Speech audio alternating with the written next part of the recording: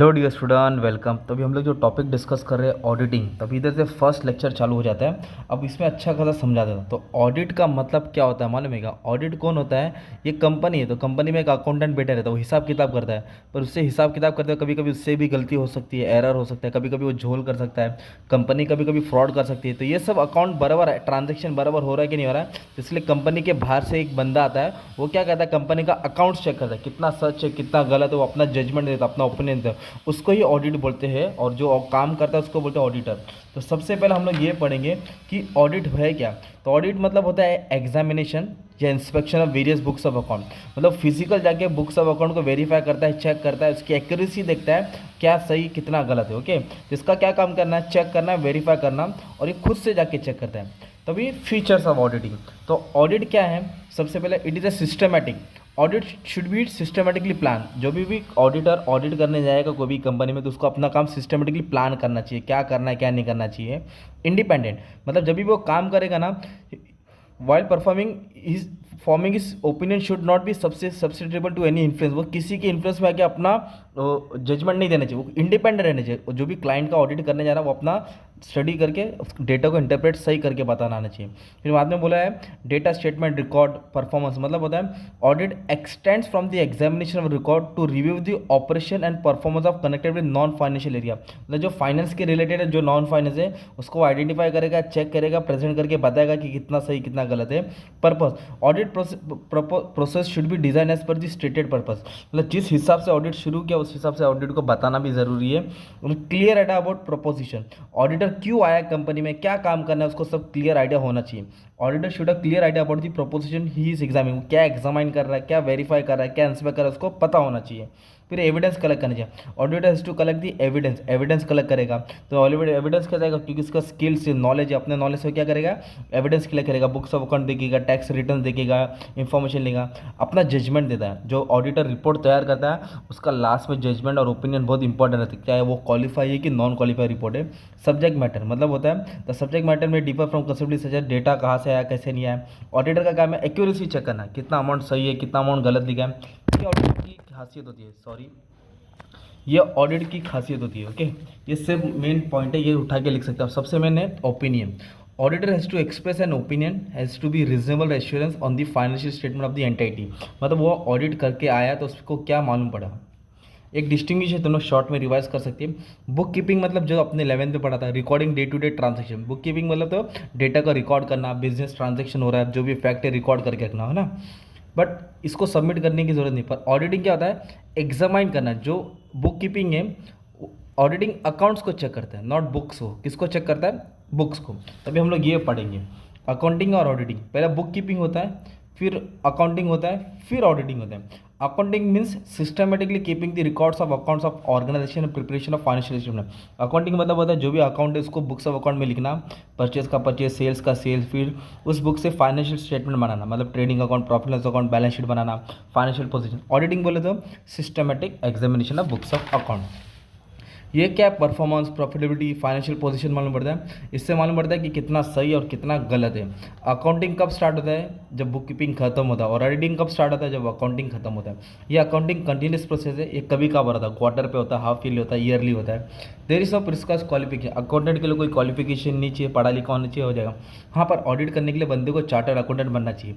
Audit accountant कौन होता है? एम्प्लॉय होता है, ये बाहर का इंडिपेंडेंट पर्सन होता है जो फीस चार्ज करता है। ये एरर और फ्रॉड कर सकता है, ये एरर फ्रॉड ढूंढता है ना। ये तुम्हारा डिस्टिंग्विश आएगा, तुमको उसको रेडी करना रहेगा। अब हमें अभी सबसे मेन है ऑब्जेक्टिव्स ऑफ ऑडिटिंग। ऑडिटिंग क्यों की जाती है? What are the aims behind auditing? तो ऑडिटिंग करने का मेन मकसद दो है, एक है प्राइमरी ऑब्जेक्टिव और एक है सेकेंडरी।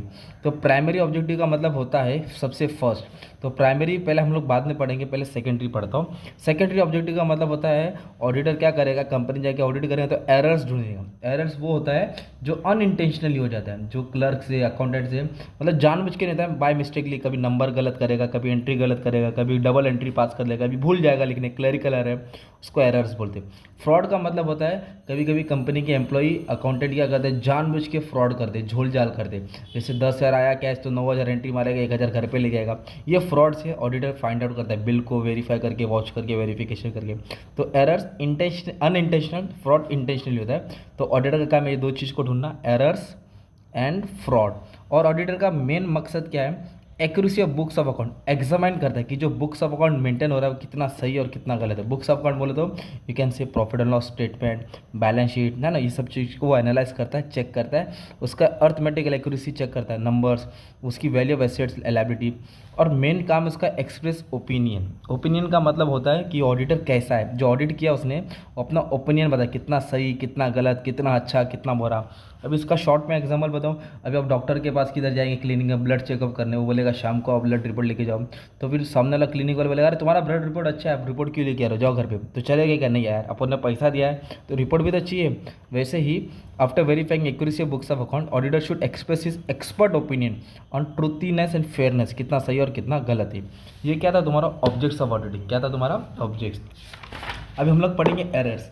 तो अभी मैंने बताया ना एरर्स को शॉर्ट में, एरर्स वो होता है जो अनइंटेंशनली हो जाते हैं। Error take in the books of account, duty of auditor to locate the error.